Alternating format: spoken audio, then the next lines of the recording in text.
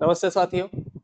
पुनः मेवाड़ की इस भूमि से मैं हितेंद्र सिंह तंवर अपने यूट्यूब चैनल शांभवी क्लासेस, जो कि समर्पित है राजस्थान में होने वाली समस्त प्रतियोगिता परीक्षाओं, जिसमें हिंदी व्याकरण की अपनी एक अहम भूमिका होती है। आप सभी का मैं हार्दिक स्वागत और अभिनंदन करता हूं। कल जो है हमने एक बहुत अच्छी कक्षा ली। मुझे भी यकीन नहीं हुआ। मुझे लगा था कि हम शायद 30 से 40 मिनट तक खींच सकते हैं किसी कक्षा को, लेकिन कभी कभी जब एक किसी के साथ रिदम जुड़ जाता है, एक तल्लीनता जुड़ जाती है, और जब आप तन्मय हो जाते हैं, किसी के साथ आप लग जाते हैं मन से, तो समय कैसे पता पड़ता है उसका कुछ पता नहीं पड़ता। जिसका मैंने कल उदाहरण कक्षा रिकॉर्ड होने के बाद जब मैंने भेजी और मैंने रात को इसे देखा, तो मुझे लगा कि नहीं, भले समय ज़्यादा लगा, लेकिन आज कुछ पढ़ाने का मज़ा आया। और मैं ये उम्मीद करता हूँ कि आप सभी अभ्यर्थी जो मेरी इन कक्षाओं को देखते हैं, आप सभी को मेरा पढ़ाया हुआ तरीका और जो कंटेंट मैं आपके सामने उपलब्ध करवा पा रहा हूँ, यह पसंद आ रहा होगा, ऐसी मैं आपसे उम्मीद करता हूँ। चलिए, ज़्यादा आगे बात न करते हुए कल जो हमने पढ़ा उसे 2 मिनट में रिकैप कर सकते हैं, उनकी पुनरावृत्ति कर देते हैं। उसके बाद हम आज आगे पढ़ेंगे। कल हमने जो पढ़ा था, जहाँ मैं आपको बताऊं कि हमने व्यंजन कौन कौन से होते हैं वो हमने पढ़े थे, जिसमें हमने मूल व्यंजन पढ़े, हमने संयुक्त व्यंजन पढ़े या संयुक्त अक्षर कह सकते हैं उन्हें, हमने जो है ताड़न जात या उत्क्षिप्त व्यंजन साथ में पढ़े थे। तो इनकी संख्या मैंने आपको कही थी क्या, कितनी, 33। उसके बाद इन्हें मैंने पढ़ाया था, इनकी संख्या कितनी, 4। और ताड़न जात या उत्क्षिप्त व्यंजन, इनकी संख्या कितनी, 2। इस प्रकार से व्यंजन हमारे सामने कितने हैं, 39 ये। और इसके साथ मैंने कहा था आपको 11 स्वर होते हैं, एवं 2 जो है वह अयोगवाह ध्वनि है, और एक आंकड़ा आपके सामने मोटा मोटा मैंने प्रस्तुत किया था कि ये जो है, ये 52 जो है हमारे सामने कुल वर्ण है या कुल वर्ण है। ठीक है, ये मैंने आपको एक होमवर्क भी दिया था, आपको याद होगा। तो इस कुल का मतलब होता है योग। ठीक है, इसका मैंने बता दिया कि इस कुल का मतलब होता है क्या, योग। इसी कुल को हम एक और नाम से कह सकते हैं क्या, वंश। जो कुल देवी, कुल वंश परंपरा, जो एक शब्द होता है कुल, कुल जो होता है उसका मतलब होता है योग या फिर वंश। इस कुल को पुनः मैं आपके सामने होमवर्क के रूप में दे रहा हूं कि इस कुल का क्या अर्थ होता है। दोनों ही सही है, लेकिन यहाँ पे हम इस कुल का प्रयोग करेंगे। जब मैंने कक्षा का आरंभ किया और वर्णों का आरंभ किया था, तो मैंने आपके सामने 3 आंकड़े वर्णों के प्रस्तुत किए थे, 44, 52 और 56। मैंने कहा था 44 भी सही है, 52 भी सही है और 56 भी सही है। डिपेंड करता है कि हमारे सामने एग्जामिनर ने प्रश्न क्या रखा है। यदि आपको मूल वर्णों का पूछा जाए तो इनकी संख्या कितनी है, 44 है। यदि आपको कुल वर्णों का पूछा जाए तो इनकी संख्या कितनी है, 22 है। अब ये जो हिंदी के मानक वर्ण है, इनकी संख्या कितनी है, 56 है। तो 52 तो हम पढ़ चुके हैं। आज जो है अगले जो 4 हैं, जो हमने अन्य भाषाओं से हिंदी ने गोद लिया है, जिन्हें हिंदी ने स्वीकार किए हैं, आज हम उन वर्णों की चर्चा करते हैं। तो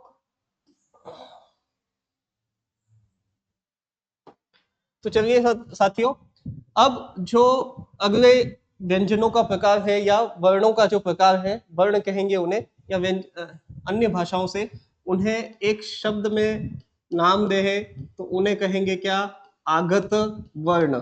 ठीक है, इनके भी 2 है, एक आगत वर्ण।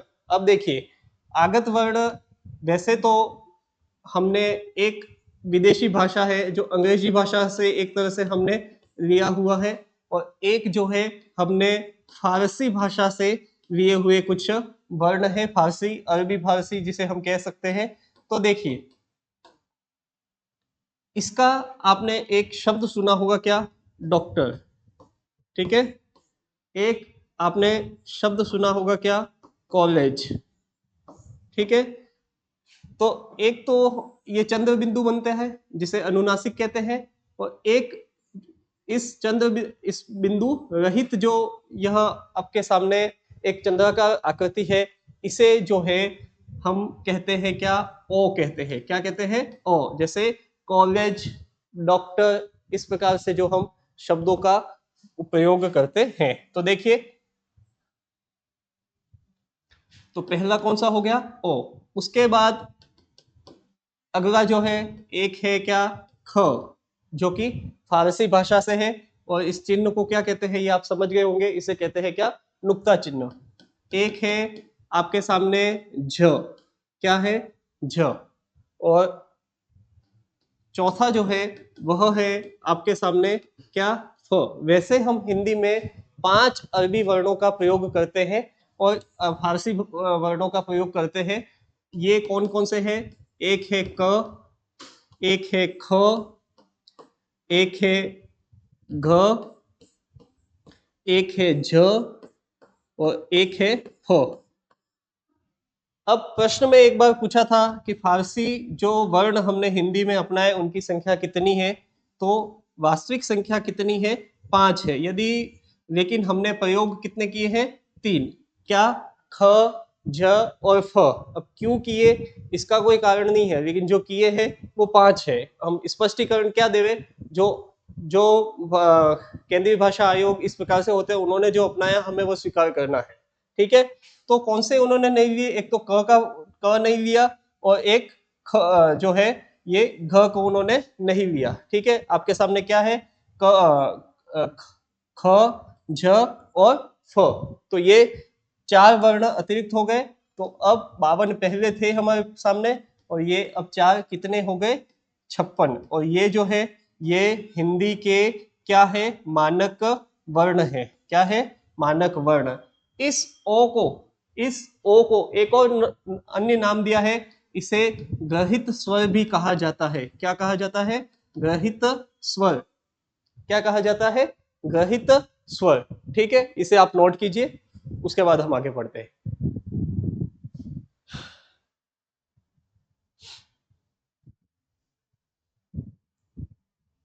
सिंपल सा है, ज्यादा कंफ्यूज नहीं होना है। आपके सामने अक्सर प्रश्न 52 या 56 का ही है। अब आप कहेंगे सर यदि ये फारसी भाषा के 3 पूछ लिए जाए, एग्जाम में 3 भी आ जाए और 5 भी आ जाए, तो हमें इसका 5 के साथ जाना है। क्यों जाना है? तो इसका ऐतिहासिक पृष्ठभूमि ये कहती है कि 1913 में भाषा जो आयोग था, भाषा विभाग था, उनके एक इंस्पेक्टर बने थे और उनका नाम मैं अगली कक्षा में आपको बताऊंगा। तो उन्होंने जो है ये अरबी से फारसी भाषा के जो है ये 5 वर्ण अपनाए थे। और जो अपना हमारा भाषा आयोग है, उन्होंने जो है 3 वर्णों का प्रयोग अभी किया है। वैसे पूछा जाए तो यह 5 ही सही है। ठीक है, उम्मीद करता हूं कि आपने इसे नोट कर दिया होगा। अब कल जो हमने कुछ शब्द पढ़े थे, आपको याद होगा मैंने एक शब्द कहा था क्या, उष्म, और एक शब्द कहा था क्या, उष्म। एक शब्द मैंने कहा था क्या, दूसरा। एक शब्द मैंने कहा था क्या, दूसरा। और मैंने कहा था कि आपको बताना है। चलिए कोई बात नहीं, मैं ही मानता हूं कि अभी वैकेंसी आई नहीं है, तो कितने अभी सोए हुए हैं, नींद से जगेंगे। हर इंसान के जगने का एक समय होता है। कुछ वैकेंसी आने के बाद जगेंगे, कुछ अभी से जगे हुए। जो जगे हुए हैं उन्हें मेरी शुभकामनाएं हैं। आप और जो नहीं जगे हुए हैं वे समय के साथ जग जाएंगे, इसकी मैं उम्मीद रखता हूँ। तो उष्म में याद रखिएगा कि ऊ जो है वह बड़ा होता है और दूसरा जो है वो ये सही है, ये सही नहीं है। ठीक है, तो ये दोनों सही है, ये ध्यान रखिएगा आप। ठीक है, आज हम आगे बढ़ते हैं। अब हमने जो है 56 वर्णों का हमें ज्ञान हो गया है। हम मूलतः जो हिंदी में प्रयोग करते हैं, जिनका हम संधि वगैरह अन्य जो शब्द विचार, ये जो व्याकरण के अंग है, संधि समास उपसर्ग विप्रत्यय जितने भी हम पढ़ते हैं, उनमें इन 52 वर्णों का प्रयोग अमूमन करते हैं। अब जो हमने स्वर पढ़े हैं और जो हमने व्यंजन पढ़े हैं, इनका भी एक अपना एक वर्गीकरण है। अब वर्गीकरण कैसे है तो सुनिए। स्वर का उच्चारण भी मुख से होता है, व्यंजनों का उच्चारण भी मुख से होता है। कुछ व्यंजन हैं जिनमें नासिका की भूमिका होती है, कुछ व्यंजन हैं जिनमें होठों की भूमिका होती है, कुछ व्यंजन हैं जिनमें दांतों की भूमिका होती है, कुछ व्यंजन हैं जिनमें जिह्वा की जीभ की जो है एक भूमिका होती है, कुछ व्यंजन हैं जिनमें तालु की जो तालव्य जो हम कहते हैं उनकी भूमिका होती है, कुछ व्यंजन हैं जिनकी कंठ की भूमिका होती है।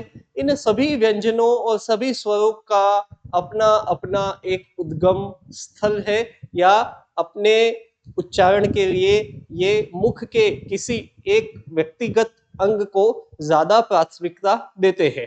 ठीक है, तो मैं आपके सामने एक चित्र बनाऊंगा और आप सभी को मेरे साथ ही उस चित्र को बनाना है ताकि आप उस चित्र से चूक न जाए।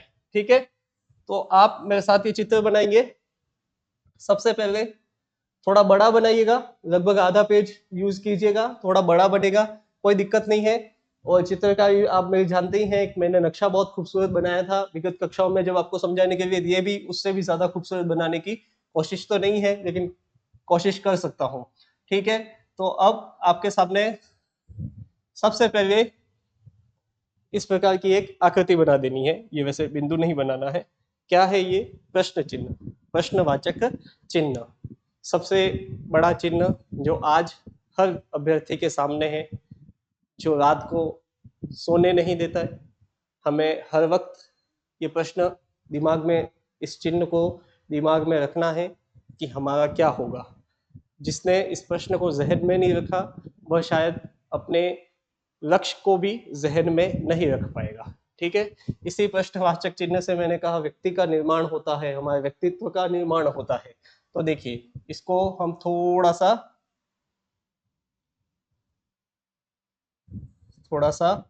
आगे लाएंगे। ठीक है, और इस प्रकार से हमने इसे मिला दिया। ठीक है, माफी चाहता हूँ, थोड़ा सा टिपिकल है। ठीक है, नासिका वैसे टेढ़ी ही बनती है।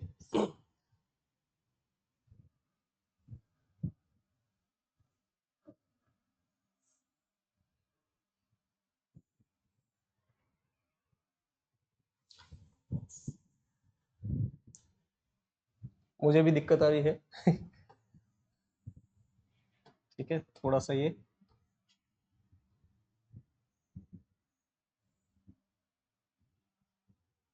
उसके बाद कुछ इस तरीके से, उसके बाद ये होठ है और ये है, उसके बाद ये आपको जिह्वा बनानी है। ठीक है, ये आपके सामने कंठ हो जाएगा।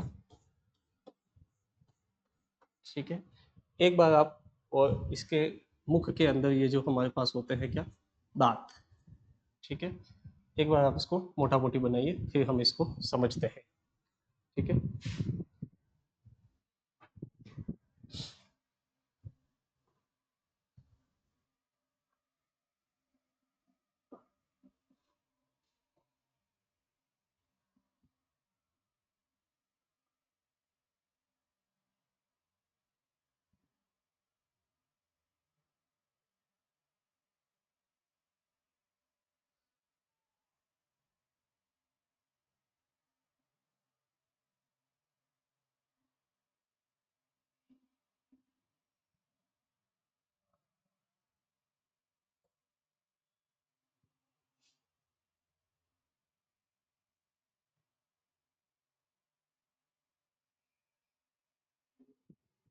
ठीक है, उम्मीद करता हूँ आपको ये चित्र समझ में आ गया होगा। एक बार मैं आपके सामने वापस बनाता हूँ, अगर किसी को सही नहीं बनाना आया तो देखिएगा। वापस हमने एक प्रश्नवाचक चिन्ह बनाया। ठीक है, इसको आगे खींचा। ठीक है, और वापस ये नाक का निर्माण कीजिए। ठीक है, आप ऐसा इस प्रकार नाक का निर्माण कीजिए। ठीक है, और इस रेखा को भी पीछे जाने दीजिए जो पहले चूक गई थी, और फिर ये नाक है ये समझ लीजिएगा, और इस रेखा को भी इस तरीके से जाने दीजिए। ठीक है, एक रेखा एक्स्ट्रा खींच दीजिएगा, थोड़ा सही बनेगा। ये नाक है, याद रखिएगा, मुझे नाक नहीं बनाने आया व्यवस्थित। उसके बाद हमने क्या बनाया, ये होठ बनाए हैं, और ये पीछे जो है होठ के अंदर जो है ये जो क्या होते हैं, ये दांत है, और ये आगे जो छोड़ी जिसे कहते हैं वो ये है। ठीक है, उसके बाद इस तरीके से आपको ये मिला देना है। ये जो है, अब मैं बता देता हूँ ये क्या है। ये हमारा नाक का भाग है, ठीक है, ये तालवे का भाग है, मोटा मोटी समझाने के हिसाब से मैं बना रहा हूँ आपके सामने। ये तालवे का भाग है, ये जो है ये हमारी जिह्वा है, और जिह्वा जब पीछे खत्म होती है तो एक इस तरीके का एक उभरा हुआ भाग होता है। आप आपके मुख में देखेंगे आईने में तो आपको व्यवस्थित दिखाई देगा। ठीक है, और ये थोड़ा नीचे होता है। मेरा चित्र बहुत खूबसूरत बना है तो इसलिए मैं सही आपको नहीं बता पाया यहाँ पे। इसको थोड़ा पीछे करूंगा मैं और शायद इसको और अच्छे से बता पाऊंगा आपको। इसको यहाँ पे करें, ठीक है। तो ये यहाँ पे जो है ये कंठ होता है, और यहाँ पे हमारे सामने जो समस्त वायु जो यहाँ से आती है ये स्वर तंत्र है। अब एक एक का नाम देते हैं। सबसे पहले यह जो नाक है इसे हम एक शब्द में नाम देते हैं, क्या? नासिका। नासिका वीवर। ठीक है, वीवर का मतलब होता है छिद्र या छेद। ठीक है, उसके बाद यह हमारे सामने क्या है, जीभ है। तो अब इस जीभ को भी हम तीन, जिह्वा, ठीक है, अक्सर हम ये लिख देते हैं, जबकि होता क्या है, ये जिह्वा होता है। क्या होता है, ये जिह्वा होता है। आपको हमेशा ये इस तरीके से दिखा दिया होगा ये। ठीक है, तो सही कौन सा है? जिह्वा सही है। क्या है? जिह्वा सही है। इस जिह्वा को भी हमने तीन भागों में बांटा है। ये आगे का भाग है तो इसे हम कहेंगे क्या? अग्र जिह्वा। क्या कहेंगे? अग्र जिह्वा। अग्र जिह्वा। मध्य का भाग है, बीच का भाग है, इसे हम कहेंगे क्या? मध्य जिह्वा। क्या कहेंगे? मध्य जिह्वा। मेरे साथ नोट करते जाइएगा, कंफ्यूज नहीं होना है। बस इसका उद्देश्य क्या है, मैं आपको मुख के सभी अंगों से एक मोटा मोटा परिचय करवा रहा हूं। ठीक है, उसके बाद ये जो पीछे का भाग है इसे हम कहेंगे क्या? पश्च जिह्वा। क्या कहेंगे? पश्च जिह्वा। आगे आगे ही लिखना है, पश्च जिह्वा। ठीक है, जीभ को हमने, जीवा को निपट लिया, नाक को निपट लिया। ये जो आगे होठ है जो कि तद्भव शब्द है होठ, और तत्सम शब्द क्या होता है? ओष्ठ। तो ये क्या है? ओष्ठ। क्या है? ओष्ठ। ठीक है, ये जो दांत है जो कि तत्सम शब्द है, और इन्हें तद्भव शब्द है दांत, और इन्हें हम कहेंगे क्या? दंत। क्या कहेंगे? दंत, या दंत्य भी कहते हैं। यह प्रत्यय लगे तो दंत्य कहेंगे। तो इन्हें हम कहेंगे क्या? दंत्य। ठीक है, ओष्ठ हो गए, दांत हो गए। अब ये जो भाग है हमारा, ठीक है, ये, इसे हम कहेंगे क्या? तालु, या फिर क्या कहेंगे इसे? तालव्य। ठीक है, ये जो दांत होते हैं और ये जो तालु है, इसके बीच के ये जो भाग है जिसे हम सामान्य तौर पे कहते हैं क्या? मसूड़े। ठीक है, और हिंदी में इसका जो नाम है ये है मूर्धा। क्या है? मूर्धा। ठीक है, समझने के लिए आप इसे लिख सकते हैं क्या? मसूड़ा। ठीक है, मसूड़ा। उसके बाद ये जीवा में जो उभरा हुआ भाग होता है इसे हम कहते हैं क्या? कांकल्य। क्या कहते हैं? कांकल्य। एक शब्द आपने सुना होगा, टॉन्सिल। ठीक है, और देसी भाषा में कहते हैं कागला। कागला हो गया है, आवाज जो है वो गाढ़ी हो जाती है, गहरी हो जाती है, और यहाँ पे एक दर्द होता है जो टॉन्सिल जिसे हम कहते हैं। तो यही वो कांकल्य है, और इसे एक अन्य नाम दिया जाता है हिंदी में, उसे कहते हैं क्या? अली जिह्वा। क्या कहते हैं? अली जिह्वा। ठीक है, ये आप सभी जानते हैं क्या होता है? ये कंठ। क्या होता है? ये कंठ। और ये आपका जो है वह क्या है? स्वर तंत्र।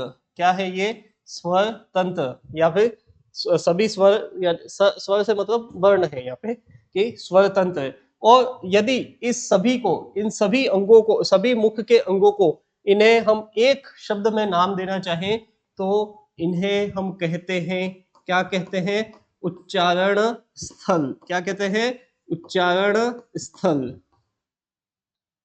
ठीक है, सिर्फ मोटा मोटी समझने के लिए है, आपको पता होना चाहिए। यदि मैं आपको कहूं कि तालव्य श, तो आपको पता होना चाहिए कि ये मुख का ये तालवा भाग ये होता है, तालु का भाग। यदि आपको मैं कहूं मूर्धन्य श, तो आपको ये पता होना चाहिए कि ये दांतों से ऊपर और तालु के बीच का भाग है, मूर्धा, जो मसूड़े कहते हैं, उन्हें क्या कहते हैं? मूर्धा या मूर्धन्य। ठीक है, इसे आप इत्मीनान से नोट कीजिए, 1 मिनट का समय है। यहीं से हमारे व्यंजनों का पूरा वर्गीकरण हम वर्णमाला में करेंगे कि कौन सा व्यंजन, कौन सा स्वर मुख के किस भाग से उत्पन्न होता है, उच्चारित होता है। और इसी से संबंधित प्रश्न जो है आपको परीक्षा में देखने को मिलेंगे। सब इंस्पेक्टर की बात करूं तो 2 प्रश्न तो आपको देखने को मिलना स्वाभाविक हो सकता है, यहाँ पे कोई अतिशयोक्ति उसकी नहीं होगी। ठीक है, इसे नोट कीजिए आप।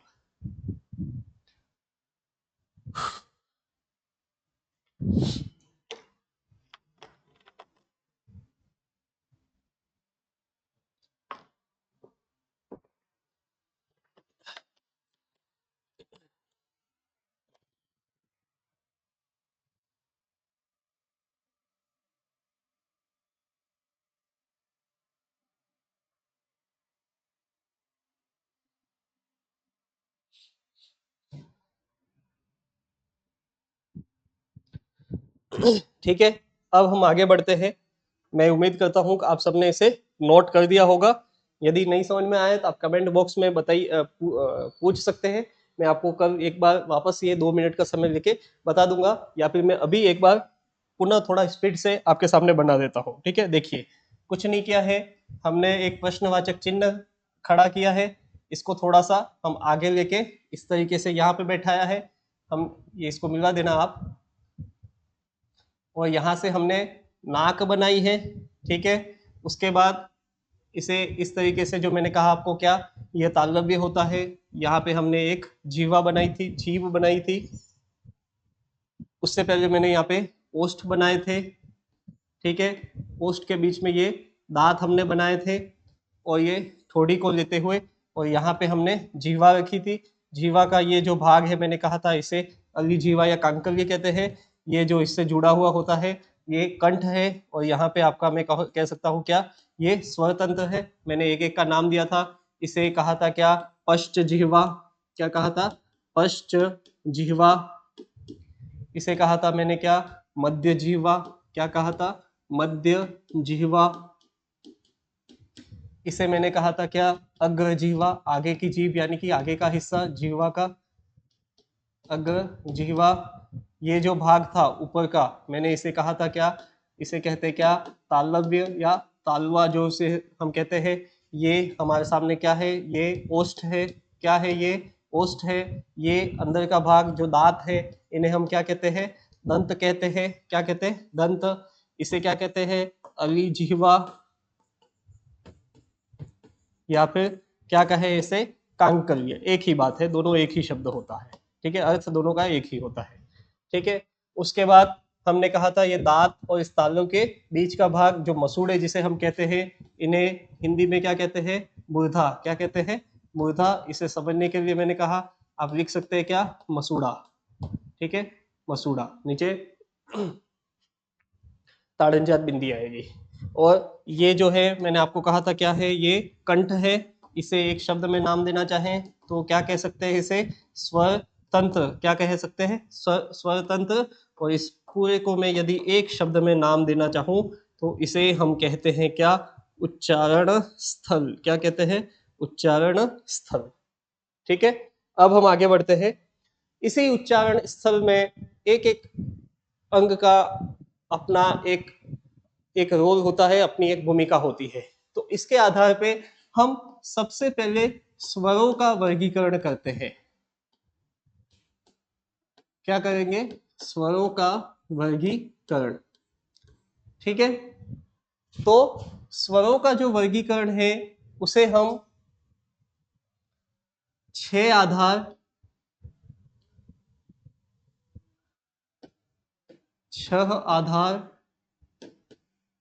एवं 20 प्रकारों में करेंगे। 20 प्रकार, 6 आधार, हर आधार के कुछ प्रकार होंगे। पहला आधार जिसके 3 प्रकार, दूसरे आधार 3, अगला 4, इस तरीके से हम एक एक आधार में प्रकार बांटते जाएंगे। पहला जो हम भाग लेते हैं, पहला जो हम आधार लेते हैं वह है मुखाकृति के आधार पर। कोट ले लेते, पहला जो आधार है वह है ओष्ठाकृति के आधार पर। ओष्ठाकृति के आधार पर, ओष्ठ यानी कि होठ, ओष्ठाकृति के आधार पे स्वरों का वर्गीकरण। तो मैं आपको कहूंगा कि जब हम स्वरों का वर्गीकरण करते हैं, अर्थात जब हम स्वरों का उच्चारण करते हैं तब हमारे ओष्ठ जो है उनकी आकृति किस तरीके से होती है। आप मेरे साथ यदि उच्चारण करें तो मैंने कहा अ, आ, ई, उ, दीर्घ उ, ठीक है। उसके बाद री का हम इसमें प्रयोग नहीं करते, इस वर्गीकरण में री को नहीं बांटते। उसके बाद ए, अ, ओ और औ।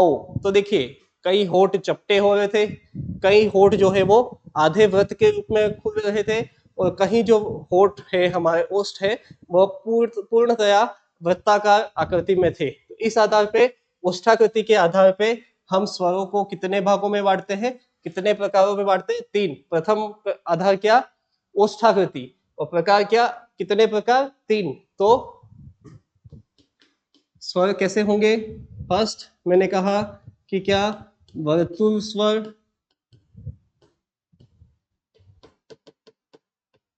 उसके बाद अर्धवर्तुल,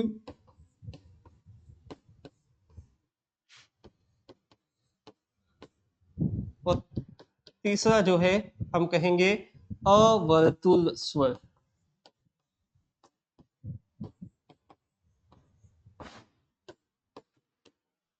देखिए वर्तुल यानी कि वृत्ताकार आकृति होठों की, ओष्ठ की।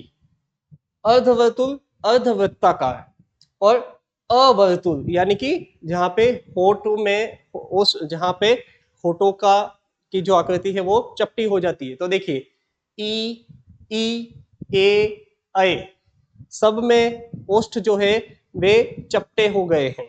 तो ये सीधी सी देखिए क्या है, ई, ए और अ, इसमें ओष्ठ क्या हो जाते हैं? चपटे हो जाते हैं। तो ये अवर्तुल है। आप उच्चारण करके देख सकते हैं, ई, ए, अ, ठीक है। चारों में ही जो है ओष्ठ जो है वो चपटे ही हो जाते हैं। उसके बाद यदि आप उच्चारण करेंगे क्या? तो देखिए अर्धवृत्ताकार नुमा ओष्ठ हो जाते हैं। और यदि आप आ का उच्चारण करेंगे तब भी ओष्ठों की आकृति जो है वो क्या हो जाएगी? अर्धवर्तुल। तो देखिए अब आप उ का उच्चारण करें, आप ओ का उच्चारण करें, और चाहे आप औ का उच्चारण करें, चारों ही स्थिति में ओष्ठ की आकृति जो है वह वृत्ताकार हो जाती है। ठीक है। बचा क्या है इसमें? री। तो री के उच्चारण में ओष्ठ की कोई भूमिका इतनी नहीं होती है, इतनी महत्वपूर्ण भूमिका नहीं है। तो हमने इस री को जो है इस वर्गीकरण से बाहर रखा है। समझ गए आप? एक बार इसे नोट करें, फिर मैं आपको वापस बता देता हूँ। एक बार आप इसे नोट कीजिए। देखिए साथ साथ नोट मत कीजिए, जहां साथ में नोट करने की आवश्यकता होगी वहां मैं आपको स्वतः ही कह दूंगा कि आप साथ में नोट करें। कहीं कहीं समझने की आवश्यकता है। साथ में नोट करने से ये चीज कहीं भागने वाली नहीं है। ये हमेशा यथावत ऐसे ही आपको यूट्यूब पे मेरे इस चैनल शांभवी क्लासेस पे मिल जाएगी। इसलिए भागिए मत, शांति रखें, आराम से नोट करने का समय दिया जाएगा। जहां पे समझने की बारी है, देखिए इनको याद रखना होगा। ये याद नहीं होंगे तो आगे हर टॉपिक में कंफ्यूजन होगा। तो 2 दिन लगे, पूरा दिन ही लगे, लेकिन इसको बैठ के अच्छे तरह से याद कीजिएगा कि वर्तुल स्वर कौन से है, अर्धवर्तुल स्वर कौन से है और अवर्तुल स्वर कौन से है। अब आप नोट कीजिए, मैं आपको 1 मिनट का समय देता हूं।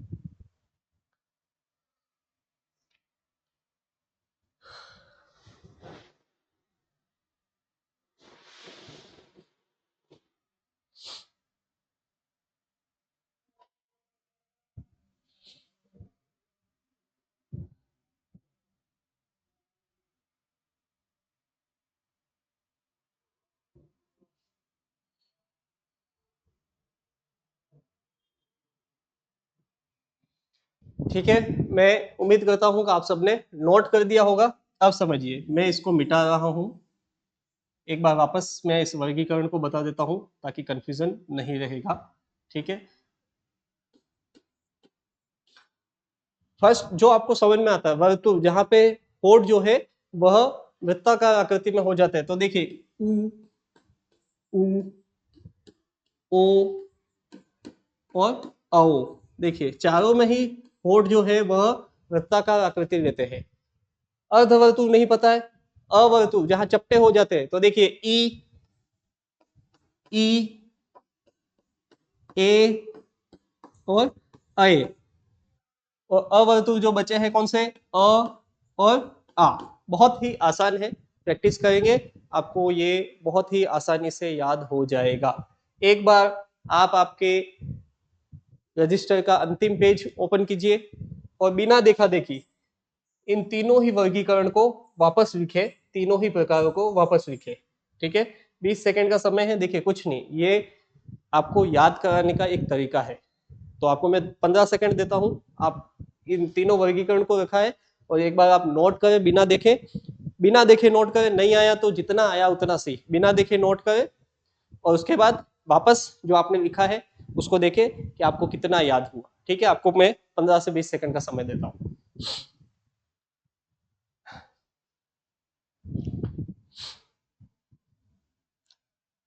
सभी स्वतः मूल्यांकन करेंगे कि आपको कितना इसमें याद हुआ। अगर थोड़ा याद हुआ है तो बाकी पूरा याद रखना है, पूरा याद हो गया तो बहुत अच्छी बात है, इसे 4 से 5 बार इसका जो है आपको अभ्यास करना है। ठीक है, तो आपने सही किया होगा कि वर्तुल ध्यान में आ गया, उ, उ, ओ और औ, अर्धवर्तुल अ और आ, और सॉरी अर्धवर्तुल अ आ, और यहाँ पे क्या है, ई, ई, ए और ऐ। किसका वर्गीकरण नहीं है यहाँ पे, तो ऐ का वर्गीकरण नहीं है यहाँ पे। ठीक है, अब हम दूसरे आधार पे चलते हैं। दूसरा जो आधार है वह है हमारा जिह्वा के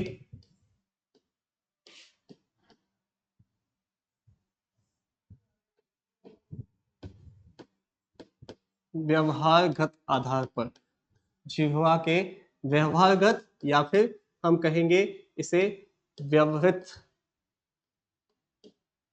आधार पर।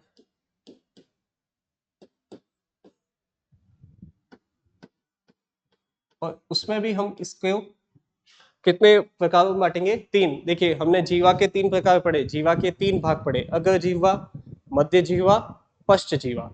तो स्वर भी क्या हो जाएंगे, अग्र स्वर, मध्य स्वर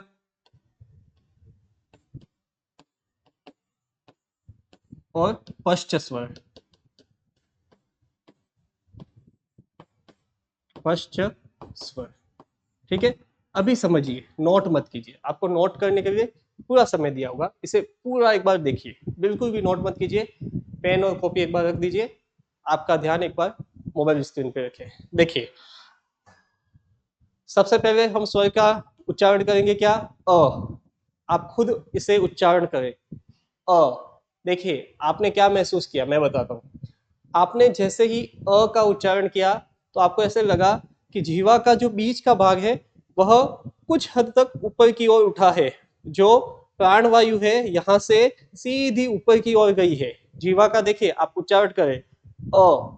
आपने क्या महसूस किया कि मध्य जीवा में एक आपने कुछ मध्य जीवा को आपने थोड़ा सा उठा हुआ पाया है, तो हमने मध्य स्वर में किसको लिया? अ। ठीक है, उसके बाद नेक्स्ट क्या उच्चारण करेंगे?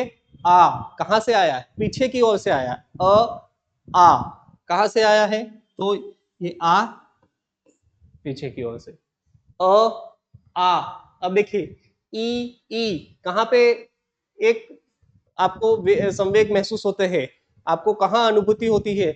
हमने देखा होगा कि जीवा का जो आगे का भाग है वह थोड़ा क्रियाशील हो जाता है, एक्टिव हो जाता है। तो ई क्या है? ई ई। अब वापस देखिए, ऊ ऊ कहां से? एकदम पीछे की ओर से ये ध्वनि आती है, तो ऊ और ऊ। उसके बाद क्या है? इसमें यहां पे भी हम री का वर्गीकरण नहीं करेंगे, री का वर्गीकरण नहीं करते हैं। उसके बाद में क्या आएगा? ए अय। वापस जीवा का आगे का भाग सक्रिय हो जाता है। अगर जीवा सक्रिय हो जाती है तो ए और अय, और उसके बाद ओ और औ, ओ और औ। अब कुछ अभ्यर्थी कहेंगे सर हमारे इतना ही हो रहा है, ऐसा होगा। आप अभ्यास करें, अभ्यास से हर चीज संभव होगी। वापस देखिए, एक बार आप नोट नहीं कीजिएगा आप, ठीक है? आपको कहीं ये कक्षाएं भाग के नहीं जाएगी, वीडियो कहीं भाग के नहीं जाएगा, इत्मीनान से देखिए। मध्य स्वर अ, ठीक है, उसके बाद आ, उसके बाद देखिए ऊपर से नीचे वापस ऊपर जाना है, क्या? ई ई। उसके बाद वापस नीचे आना है, क्या? ऊ ऊ। वापस ऊपर जाना है, क्या? ए अय। वापस नीचे आ जाना है, क्या? ओ और औ।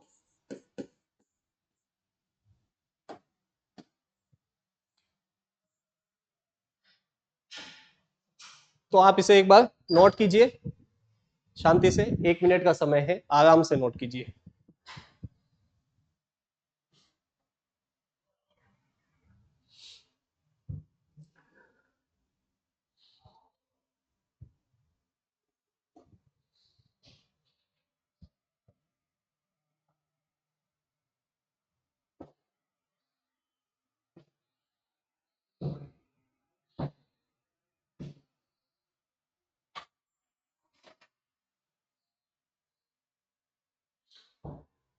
ठीक है, तो मैं ये उम्मीद रखता हूं कि आपको ये थोड़ा समझ में आया होगा। एक बार पुनः रजिस्टर का अंतिम पेज खोलें और बिना देखे स्वयं का मूल्यांकन करें, बिना देखे पुनः अग्र स्वर, मध्य स्वर और पश्च स्वर को लिखे, बिना देखे। 15 सेकंड का समय आपके पास है।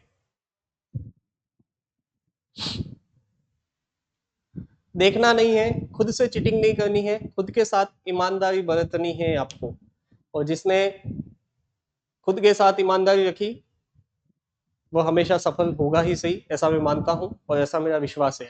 तो मैंने कहा आपको, क्या? मध्य स्वर क्या होता है? अ। उसके बाद क्या होता है? आ पश्च स्वर है, ई और ई। उसके बाद ऊ ऊ, ए अय, ओ, सॉरी, ओ और औ। ठीक है, ये आपने नोट कर दिया होगा। तो अभी तक हमने 2 आधार पढ़े हैं। वो आधार कौन से हैं? पहला हमने जो पढ़ा है वह क्या है? ओष्ठाकृति के आधार पे कितने प्रकार? 3 प्रकार, वर्तुल, अर्धवर्तुल और अवर्तुल। वर्तुल में क्या आपके साथ, सॉरी, अर्धवर्तुल में क्या? अ आ। वर्तुल में क्या? उ ऊ, ओ औ। और अवर्तुल में क्या आपके सामने आ गया? ई ए ऐ। तो वर्तुल उ ओ औ, अर्धवर्तुल आ, अवर्तुल ई ए ऐ। उसके बाद हमने देखा जीवा के व्यवहारगत आधार पे या जीवा के व्यवहित आधार पर, ठीक है? व्यवहारगत या व्यवहित एक ही शब्द होता है। तो कितने स्वर? 3 स्वर, अग्र स्वर, मध्य स्वर, पश्च स्वर। तो मध्य का हमें पता है क्या? अ। पश्च का क्या? आ। अग्र का क्या? ई। वापस नीचे गए, उ उ वापस ऊपर गए, ए ऐ वापस नीचे आए, क्या ओ औ। ठीक है, तीसरा आधार हम पढ़ते हैं वह है मुखाकृति के आधार पर। मुखाकृति के आधार पर तीसरा आधार क्या है हमारे पास, मुखाकृति के आधार पर। ठीक है, और यहाँ पे हम स्वरों को कितने भागों में बांटते हैं, 4 भागों में। देखिए मुखाकृति यहाँ पे संधि हुई है, मुख धन आकृति। ठीक है, मुख धन आकृति, तो मुखाकृति।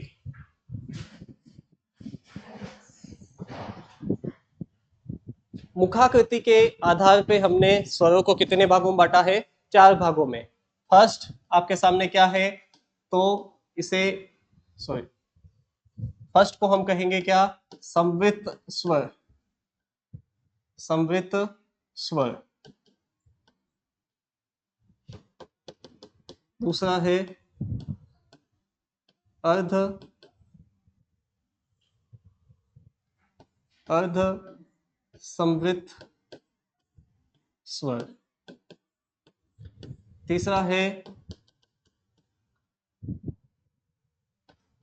विवृत स्वर। और चौथा है हमारे पास अर्ध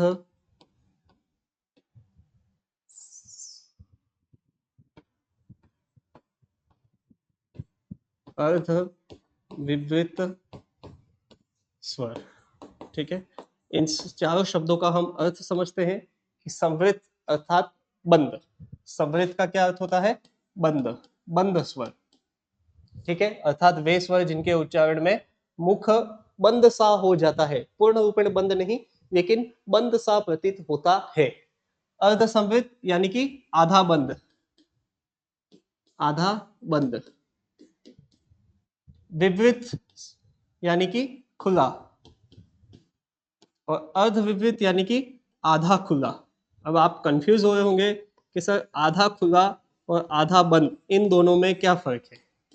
एक बार हम स्वरों का वर्गीकरण समझते हैं, उसके बाद में आपको अर्ध संवृत और अर्ध विवृत इन दोनों के बीच का भेद बताऊंगा। ठीक है, विवृत यानी कि क्या, खुला। तो यदि आप आपके मुख को खोलेंगे तो आप खुद बताएं आप किस स्वर का उच्चारण करते हैं। ठीक है, आप मुख का उच्चारण करें, मुख को खोलें और स्वर का उच्चारण करें। आप देखिए आपके सामने जो स्वर आएगा वह क्या आएगा, क्या आएगा, क्या आएगा, आ। क्या आएगा, आ। तो सीधा सीधा विवृत स्वर हमारे पास आ जाता है और वह क्या है, आ। क्या है, आ। ठीक है, उसके बाद यदि हम ई ई उ उ इन चारों स्वरों का उच्चारण करें, देखिए कैसे, ई उ उ। मुख जो है हमारा, जो मुंह है वह लगभग बंद सा हमें प्रतीत होता है। ई उ उ, मुख में, हमारे मुंह में कोई ज्यादा हलचल नहीं होती है। तो संवृत स्वर हमारे पास कौन से आ गए, ई ई उ और उ। देखिए बहुत ही आसान है, कोई ज्यादा मेहनत नहीं है। आप इसके लिए मैं एक बहुत अच्छा आपको तरीका बताऊं, जब मैंने ये पहली बार पढ़े थे तो मैंने मेरे सामने आईना किया था, और मुझे जब सर ने पढ़ाया था तो मैंने कहा मुझे ये आज ही याद करने हैं और ऐसे याद रखने हैं कि मैं भविष्य में इन्हें नहीं भूल पाऊँ। तो मैंने कैसे याद किया, मैं आपको मेरा तरीका बताऊं। मैं घर पे मैंने आईने को उठाया और जब मैं इनको पढ़ता तब आईने के सामने ही उच्चारण करता। तो मैंने देखा कि ई उई ई उ उ, मुख में कोई ज्यादा हलचल नहीं होती है, मुख लगभग बंद सा प्रतीत होता है। तो ई उ उ ये संवृत हो गए, विवृत क्या हो गया, आ। अब अर्ध विवृत की बात करें, अर्ध विवृत की बात करें तो एक सीधा सीधा स्वर आता है क्या, अ। क्या आता है, अ।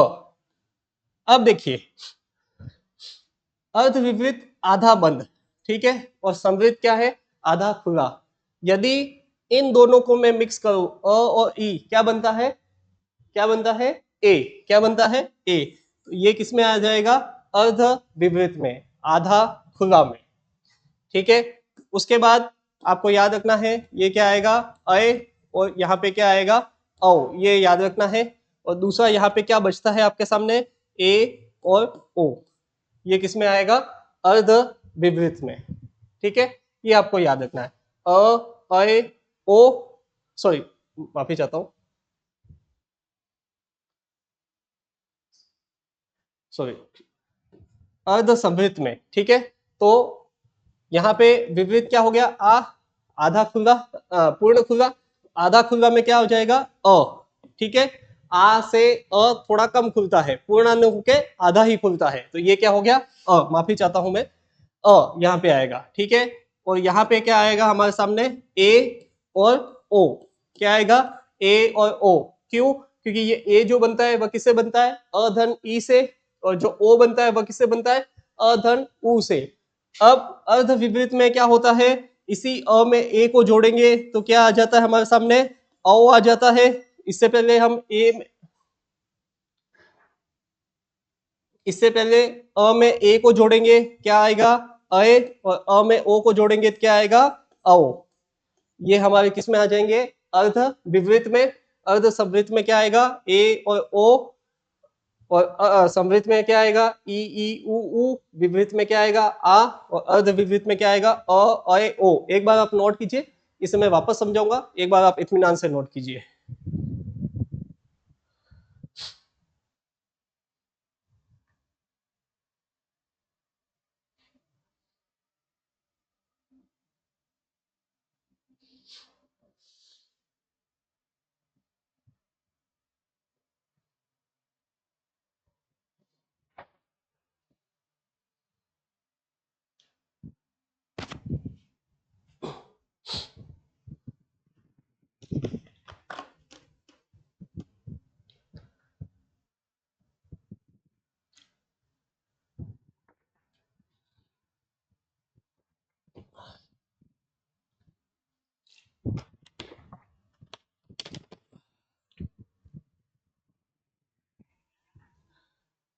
देखिए, मैं ये मानता हूं आपने नोट कर दिया होगा, नहीं भी नोट किया है तो एक बार वापस देख ले, मैं आपको इस वर्गीकरण को पूरा समझा देता हूँ। ठीक है, कई बच्चों को ऐसा लगा होगा, कई अभ्यर्थियों को सर ये याद नहीं हुआ, ये याद रखना पड़ेगा। ठीक है, हिंदी में कुछ चीजें हैं जो याद रखनी बहुत आवश्यक है, उनका कोई तोड़ नहीं है। मैं मेरे प्रयास से उन्हें जितना आसानी से समझा सकता हूँ उतना समझाने की कोशिश करूंगा। वर्णमाला एक ऐसा चैप्टर है जिसे आपको याद रखना पड़ेगा, ये एक कंडीशन हिंदी की है, इसे आपको बहुत अच्छे से मेहनत करनी है, ये बहुत ही इंपॉर्टेंट चैप्टर है। मैंने आपको कहा था कि ये संधि की नींव है, ये क्या है, संधि की नींव है। तो मैंने सबसे पहले इस बिंदु पे गया, खुला, जैसे मुंह को खोलेंगे तो आ, जैसे ही मुंह खोला किसका उच्चारण हुआ, आ, तो हमें विपरीत स्वर मिला क्या, आ। अब मैंने आपको कहा मुख लगभग बंद सा होता है, कब, जब हम ई उ उ इन चारों स्वरों का उच्चारण करते हैं। तो समृद्ध हमें क्या मिले, ई उ और उ। उसके बाद अर्ध समृद्ध है, वो क्या है, ए और ओ है। और अर्ध विपरीत जो है वो है हमारे सामने क्या, अ, अए और औ। ठीक है, अब यहाँ पे दो शब्द है, एक क्या है अर्ध समृद्ध और अर्ध विपरीत, विपरीत। ठीक है, देखिए अर्ध समृद्ध यानी कि मैंने कहा क्या, आधा बंद, आधा बंद। और अर्ध विपरीत मैंने आपको कहा क्या, आधा खुला। समझिएगा इस चीज को, जब जब मुख स्वरों के उच्चारण के समय, जब मुख विपरीत की अपेक्षा कम, विपरीत की अपेक्षा कम एवं संवृत की अपेक्षा अधिक, क्या, जब स्वरों के उच्चारण के समय, जब स्वरों के उच्चारण के समय जब मुख का भाग विपरीत की अपेक्षा कम एवं संवृत की अपेक्षा अधिक खुलता है, तो उस समय जो हमारे सामने स्वर बनते हैं वे कौन से बनते हैं, विपरीत, तो सीधी अर्ध विपरीत। तो विवृत की अपेक्षा जब मुख कम खुलता है तो वहां पे अर्धविवृत है, और संवृत की अपेक्षा मुख जो है वह कम बंद होता है। संवृत की अपेक्षा मुख जो है वह कम बंद होता है, वहां पे हम कहेंगे क्या, अर्धसंवृत। इसे मैं और आपको समझाऊंगा जब इसकी परिभाषा हमने कहा है कि लास्ट में इन सभी शब्दों की छोटी छोटी परिभाषा लिखेंगे ताकि आपको ये चीजें याद भी रहे। एक बार मैं मानता हूँ आपने इन्हें नोट कर दिया होगा। एक बार पुनः कॉपी का अंतिम पेज खोले रजिस्टर का, और इन चारों वर्गीकरण को बिना देखे नोट करें। ठीक है, पुनः आपके सामने 25 से 30 सेकंड का मैं समय देता हूं।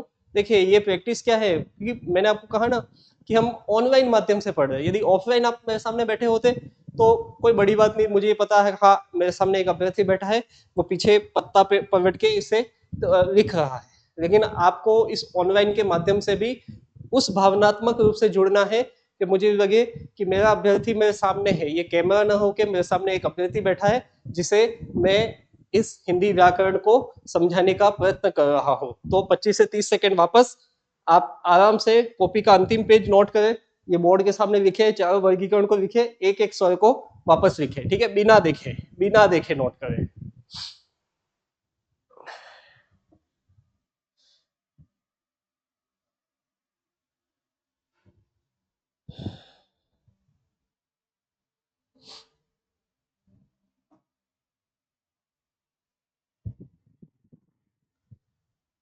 उम्मीद करता हूं आपने नोट कर दिया होगा। वापस मैं एक बार बता देता हूं।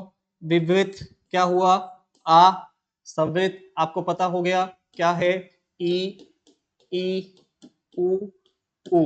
अर्धविवृत क्या है, अ। अर्ध संवृत में आपको याद रखना है ए और ओ। ठीक है, ए और ओ। तो यहाँ पे जो दो बचे हैं क्या, अय और औ। क्या है, अय और औ। ठीक है, संवृत अर्ध संवृत यानी कि जब जब स्वरों के उच्चारण में मुख जो है संवृत की अपेक्षा अधिक खुले उन्हें अर्ध संवृत, और जहां पे विवृत की अपेक्षा कम खुले वहां पे अर्ध विवृत। ठीक है, तो अभी तक हमने तीन आधार पढ़े हैं। फर्स्ट क्या पढ़ा, ओष्ठाकृति के आधार पे। दूसरा हमने जीवा के आधार पे। तीसरा हमने मुख के आधार पे, मुखाकृति के आधार पे।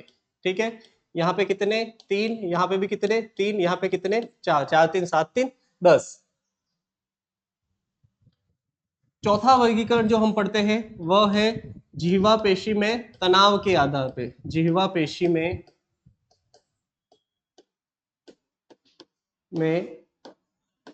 तनाव के आधार पर, तनाव के आधार पर। और ये दो प्रकार है, सॉरी। ठीक है, जिह्वा पेशी तनाव। ठीक है, तनाव यदि किसी चीज पे प्रेशर पड़ता है, तनाव होता है, तो दो कंडीशन होती है, दो स्थितियां उत्पन्न होती है। या तो किसी के उच्चारण में जिह्वा अपने शिथिल रूप में रहती है, या किसी के उच्चारण में जिह्वा जो है अपेक्षाकृत जो है वह कठोर होती है। तो तनाव आता है तो दो चीजें होगी, या तो कोमल होगी या फिर कठोर होगी। तो उसी आधार पे हम स्वर को कहते हैं। फर्स्ट क्या, कोमल स्वर। क्या कहते हैं, कोमल स्वर। याद एक और बताना, मुखाकृति में भी हम री का वर्गीकरण नहीं करते, याद रखिएगा। ठीक है, कंफ्यूज मत कीजिएगा सर ने री को छोड़ दिया। यहां तक इन तीन आधारों में हम री का वर्गीकरण नहीं करते हैं सामान्य तौर पे। ठीक है, तो जीवा पेशी के तनाव के आधार पे दो प्रकार के स्वर होते हैं, कोमल स्वर और कठोर स्वर।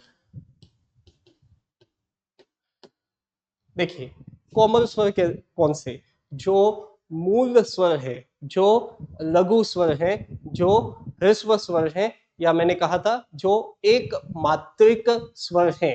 तो वो कौन कौन से हैं, अ, ई, उ और री। यहाँ पे री का वर्गीकरण होता है। इनको छोड़ के जो सात बचते हैं, कौन से, आ, बड़ी ई, दीर्घ उ, ए, अय, ओ और औ। ये सातों जो है वो किस में आते हैं, कठोर स्वरों में। ये आसान है, इसे नोट कर दीजिए, ठीक है।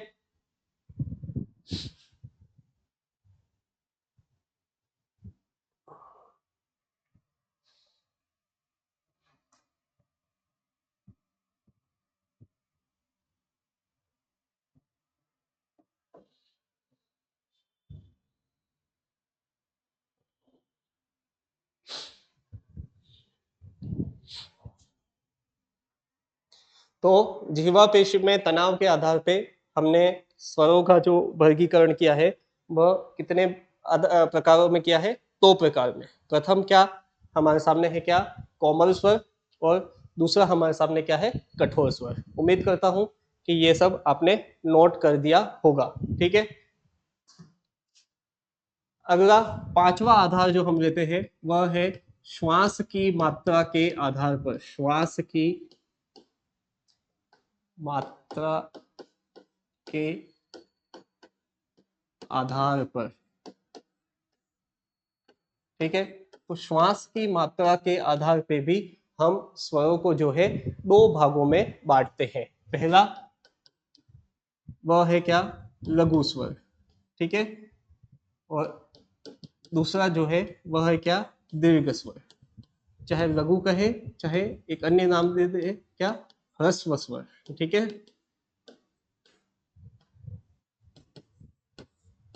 ठीक है, ये ये हमने पढ़ रखा है। जब हमने स्वरों की शुरुआत की थी तभी हमें पता है लघु स्वर कौन से, ह्रस्व स्वर। ह्रस्व यानी कि छोटे, दीर्घ यानी कि बड़े। जो छोटे हैं उनमें श्वास की मात्रा कम लगेगी, जो बड़े हैं, दीर्घ है, उनमें श्वास की मात्रा अधिक लगती है। तो हमें पता है छोटे कौन कौन से हैं, अ, ई, उ और री। जो बड़े हैं वह कौन से हैं, आ, दीर्घ ई, दीर्घ उ, ए, ऐ, ओ और औ, ठीक है। यह भी आसान है, इसे नोट करें।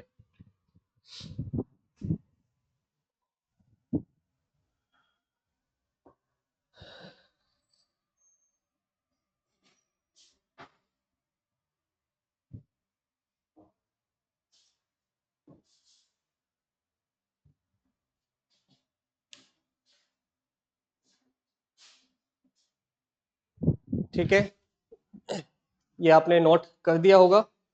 अंतिम हम आधार पे चलते हैं, जो कि इंपॉर्टेंट भी है। हालांकि पांचों ही आधार इंपॉर्टेंट है, याद रखिएगा। मुखाकृति, जीवा और जो हमने पढ़ा है ओष्ठाकृति, वो तो याद रखिएगा इसी। ये तो हमने दो जो है बीच के, ये इतने ज्यादा इंपॉर्टेंट नहीं है क्योंकि हमने पहले पढ़ा है। वैसे तो इंपॉर्टेंट सब कुछ है, सब कुछ महत्वपूर्ण है, ठीक है। अंतिम जो है वह है हमारे पास में उच्चारण स्थल के आधार पर। उच्चारण स्थल के आधार पर, उच्चारण स्थल के आधार पर, ठीक है। अब देखिए, फर्स्ट हमने जिह्वा पढ़ी, सॉरी, फर्स्ट हमने क्या पढ़ा, ओष्ठ पढ़े, कितने भागों में बांटा, तीन। दूसरे हमने क्या पढ़ा, जिह्वा पढ़ी, उसमें भी कितना बांटा, तीन। उसके बाद हमने क्या पढ़ा, मुख, मुखाकृति, उसमें हमने कितने बांटे, चार। उसके बाद हमने क्या, जीवा पेशी में तनाव, ठीक है, जीवा में तनाव। और उसके बाद हमने पढ़ा क्या, श्वास की मात्रा, ठीक है। और उसमें भी दो, इसमें भी दो, कितने हो गए, तीन तीन छः, चार दस, दो बारह, दो चौदह। कितने बचे अब आपके सामने, सीधे सीधे छः। ये इंपॉर्टेंट है, याद रखिएगा, बहुत अच्छा इंपॉर्टेंट सब है। प्रश्न जो आज मैंने पढ़ाया है उससे आप मान के चलिएगा, एक प्रश्न तो सब इंस्पेक्टर के पेपर में आपको 100% दिखने को मिलेगा, 100%। एक से दो हो सकता है, कोई अतिशयोक्ति नहीं, लेकिन एक प्रश्न आपको यहाँ से देखने को मिलेगा ही सही, ठीक है। तो अब उच्चारण स्थल के आधार पे हमने आपको एक छोटा सा, मैं आपको यहाँ पे साइड में वापस खोपड़ी बना देता हूं।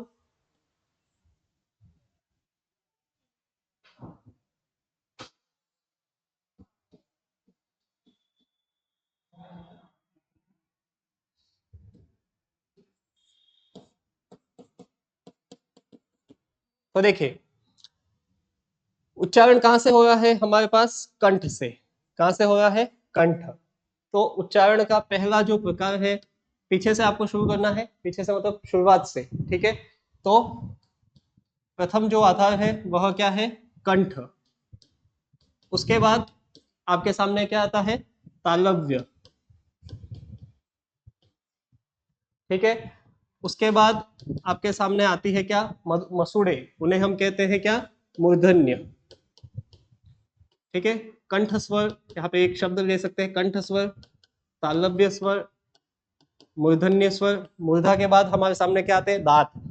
तो एक चीज याद रखिएगा, स्वरों के उच्चारण में दांतों की कोई भी भूमिका नहीं होती है। तो दंत स्वर नहीं होते, अ आ ई री ए ऐ ओ औ अ ओ औ। किसी में भी जिह्वा जो है वो दांतों पे जाकर नहीं टकराती है, तो दांतों का कोई वर्गीकरण नहीं होता है। सीधा हम कहाँ पे आएंगे? ओष्ठ पे। तो ओष्ठ स्वर। अब इन दोनों को मिला देवे, ठीक है। तो क्या हो जाएगा? कंठ,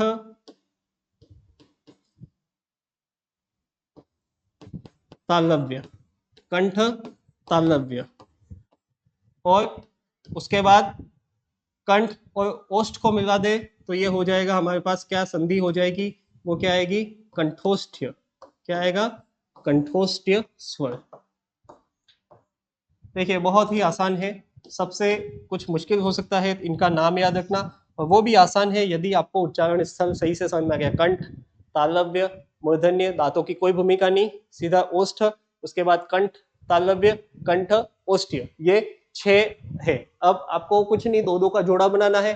कंठ से किसका उच्चारण होता है? अ आ। उसके बाद तालव्य क्या है? ई ई। अब मूर्धा, यहाँ पे हमें चेन देखिए, मूर्धन्य से एक स्वर का उच्चारण होता है, वह क्या है? री, ठीक है। अब ओष्ठ में देखिए क्या है? उ उ उ उ। अब कंठ तालव्य, यहाँ पे एक आप एक और चीज समझ सकते हैं, अ धन ई क्या बनता है? ए। और अ धन ए क्या बनता है? अय। तो कंठ और तालव्य के योग से क्या बनता है? अ और ए का उच्चारण होता है, बनता है मतलब उच्चारण होता है। और कंठ और ओष्ठ, तो देखिए कंठ का क्या है? अ, ओष्ठ का क्या है? उ। अ और ओ के योग से क्या बनता है? ओ। और दूसरा क्या है? औ। वापस देखिए, बहुत ही आसान है, जोड़ा बनाए क्या? अ आ। तालव्य में क्या? ई ई। मूर्धन्य में यहाँ पे चैन को तोड़ना है, री, यहाँ पे वापस उ उ। अब नहीं समझ में आ रहा है आगे, आगे क्या होगा? तो देखिए कंठ और तालव्य को मिल, कंठ और तालव्य को मिल रही है, अ धन ई क्या बनता है? ओ। ये नहीं समझ में आ रहा, आगे का वर्गीकरण भी इन दोनों को मिल रही है, क्या आएगा? ए किससे बनता है? अ और ई से, तो क्या आया? कंठ और तालव्य, कंठ तालव्य। तो ए और अय, और उसके बाद क्या? कंठ और ओष्ठ, अ प्लस उ क्या बना? ओ। और उसके बाद क्या बन गया? औ। बहुत ही आसान है, इसे नोट कीजिए, इंपॉर्टेंट है, याद रखिएगा ये। क्या टाइम हो गया?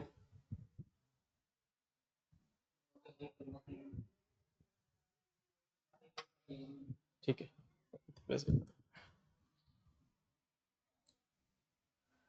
ठीक है। तो आज के लिए कक्षा का यही विराम करते हैं। 1 घंटे का समय हो गया है, मैंने आपको कहा था जैसे जैसे हम आगे बढ़ेंगे 1 घंटे कभी कभी तो पता ही नहीं पड़ेगा 2.5 घंटे कैसे निकल जाएंगे। मैं यह पूर्ण विश्वास रखता हूँ और पूर्ण मैं आपको यह उम्मीद देता हूँ, वो दिलाता हूँ, विश्वास दिलाता हूँ कि जो मैं कंटेंट पढ़ाऊंगा उससे बाहर परीक्षा में पूछे जाने की संभावना नगण्य के समान होगी। बहुत कम पेपर जो है वह हमारे इस बोर्ड से बाहर जाएगा। आप इत्मीनान से पढ़े, विश्वास से पढ़े कि जो मैं आपको पढ़ाऊंगा वह सही होगा, जो सही होगा वही मैं आपको पढ़ाऊंगा। तो आज के लिए यही तक, मिलते हैं अगली कक्षा में, तब तक जय हिंद, जय भारत।